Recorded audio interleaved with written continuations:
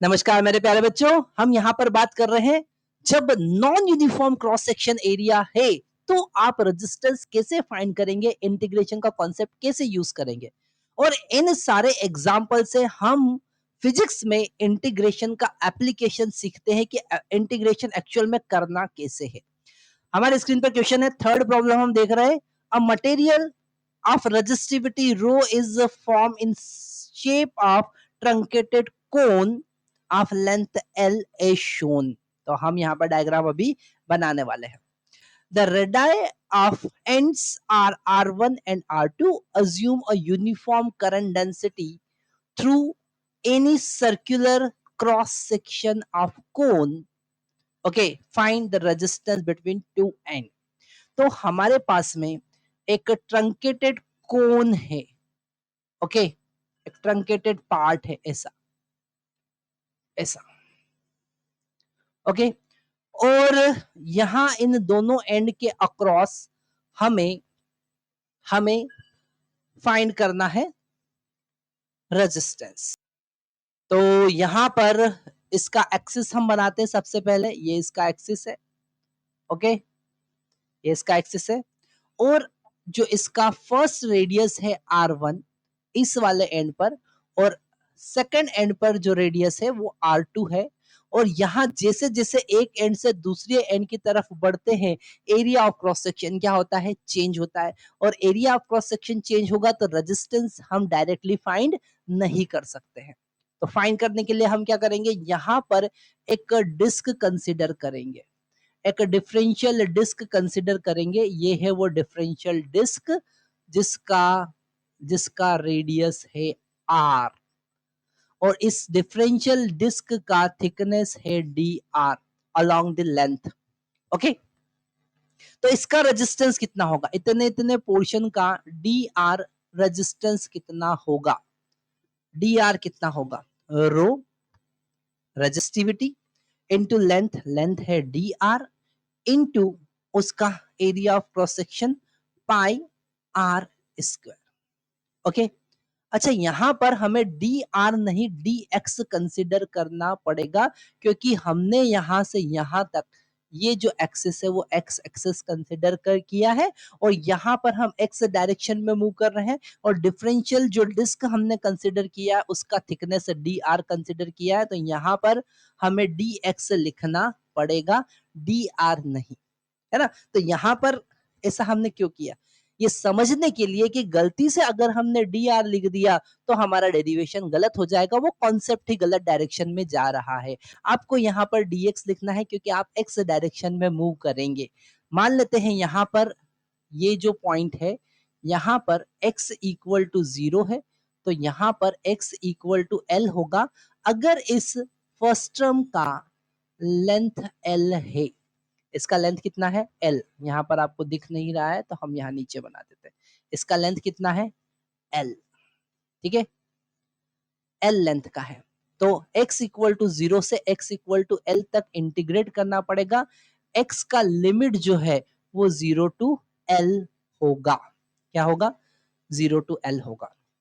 पर यहाँ पर अगर हम x के रिस्पेक्ट में इंटीग्रेट करेंगे तो ये जो r है इसे कैसे इंटीग्रेट करेंगे, इसे इंटीग्रेट करने के लिए हमको इस r को x में कन्वर्ट करना पड़ेगा। इस r का वैल्यू हमें x के टर्म में फाइंड करना पड़ेगा। जैसे जैसे हम x डायरेक्शन में मूव कर रहे हैं r लीनियरली इंक्रीज हो रहा है। तो वो जो लीनियरली इंक्रीज हो रहा है वो कैसे इंक्रीज हो रहा है, उसके लिए हम लाइन का इक्वेशन यूज कर सकते हैं। बहुत इंपॉर्टेंट कॉन्सेप्ट बता रहा हूं, ध्यान से समझना।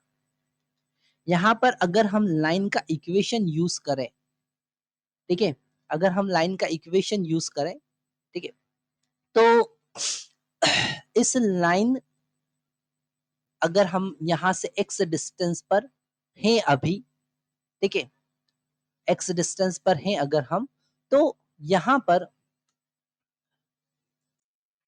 यहां पर इस लाइन का इक्वेशन हम कैसे फाइंड करेंगे, ठीक है। अच्छा, इस लाइन को हम x इक्वल टू 0 से नहीं, x इक्वल टू 0 से x इक्वल टू l के बीच में अगर प्लॉट करें तो वो लाइन कुछ ऐसा है।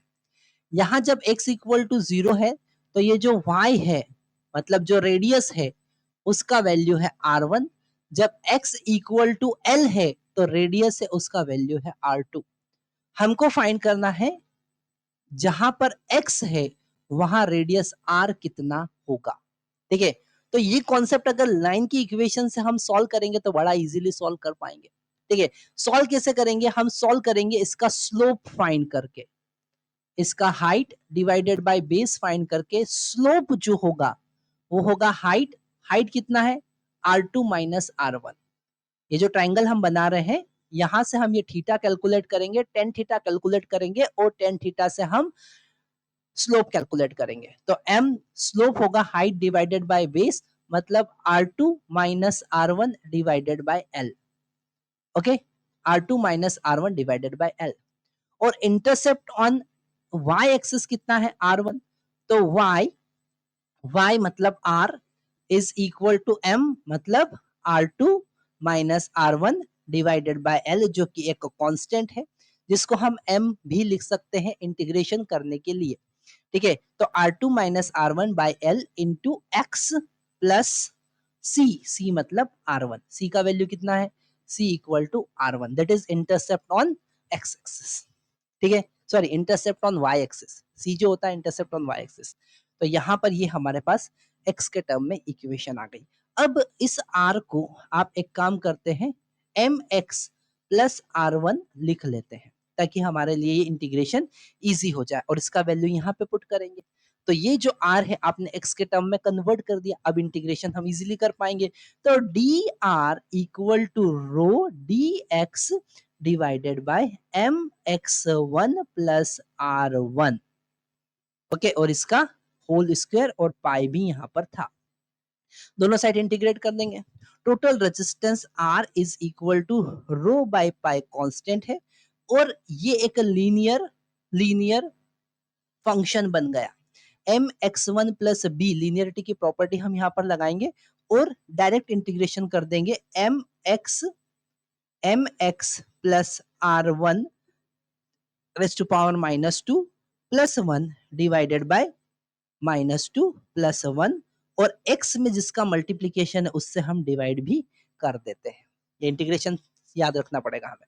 लिमिट यहां पर पुट करेंगे हम x का वैल्यू 0 से x का वैल्यू L तक। ठीक है, तो इसे हम वापस से लिखते हैं, यहां पर लिख लेते हैं R equal to rho divided by pi m।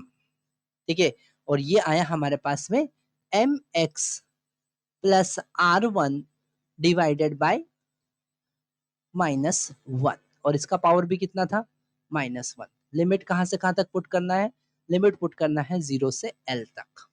ठीक है, इसे आगे लेके जाते हैं हम।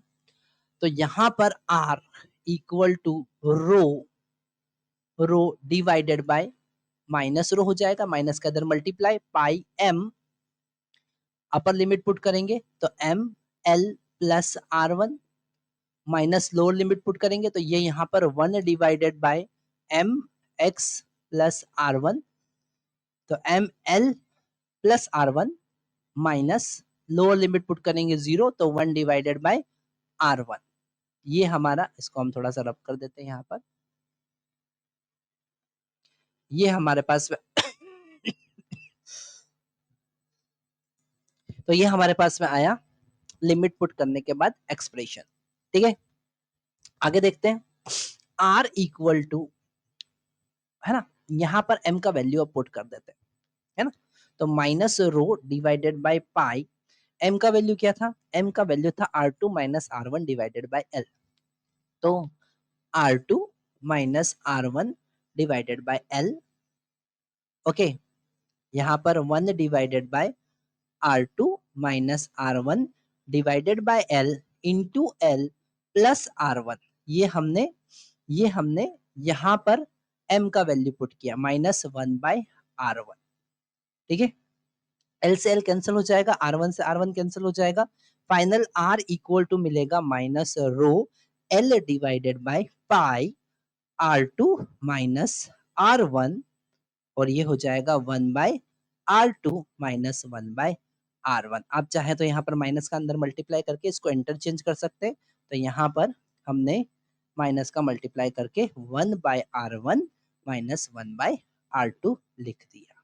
ठीक है, तो ये आया हमारा रेजिस्टेंस।